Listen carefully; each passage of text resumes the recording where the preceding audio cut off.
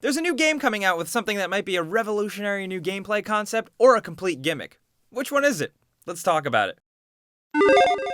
Hey guys, Jake Baldino for gameranx.com here. Now we gotta talk about a game called The Flock. This is a Netherlands-developed PC indie game releasing towards the end of 2015 that was actually able to completely circumvent the Steam greenlight process and go right to full Steam sale. The reason for it being treated so special right now is not because of the asymmetrical gameplay design like something like Evolve, it's the fact that it has a weird little aspect to it. So it's a multiplayer game where the entire community is given a set amount of lives. These lives you can see anytime from the Steam page or the main menu in the game. And anytime a player dies in a match, that actually depletes the game's real-world life population. And the players that still own it will be able to engage in a climactic finale. That's their quotes, not mine. And once the players complete that finale, the game is gone forever. So players are essentially playing a multiplayer game and killing each other and trying to win to end a game so they can never play it again?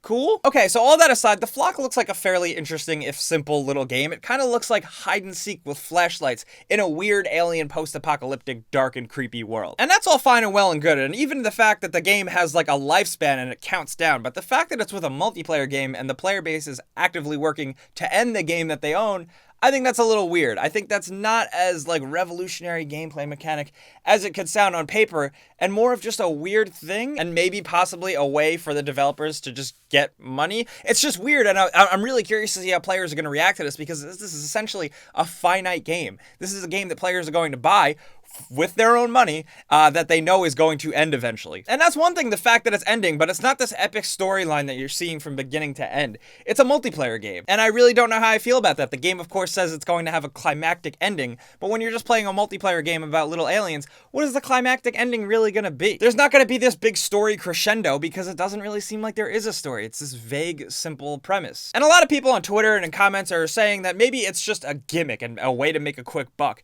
and I can kind of see that. I think if it was free to play, I think it would be a very interesting concept and an experiment for something larger for another game to do eventually. But the fact that it's going to cost a price, you know, it's a little weird. But then on the other side, like, I kind of get where they're coming from, because, I mean, look at a game like Evolve. It had a really cool presence, and then the player base dropped off very quickly.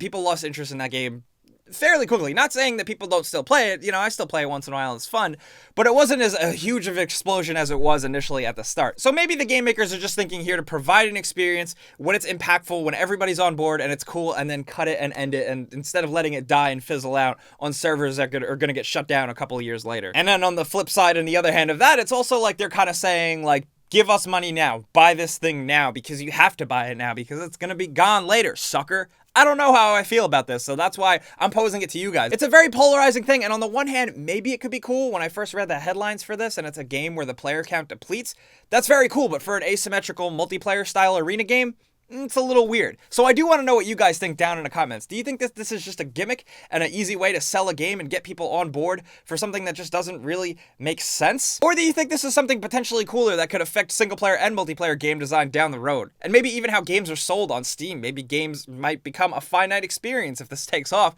Do you want that? Do you want games to have a ticking time clock that eventually they'll just count down to? Especially when it's in the player's control, because you know someone's going to spam the shit out of this game and macro and keep dying and instantly end the game forever. But I also do want to talk to you guys on Twitter, so if you don't follow me, you can follow me at Jake Baldino. But if you are new to this channel, you should know that it runs on likes, and that keeps us alive. And subscribing is the best thing you can do, because we do videos like this, and we put out videos every single day, and we do giveaways and stuff. But as always, guys, I'm Jake Baldino. Thanks for watching, and we'll see you guys next time.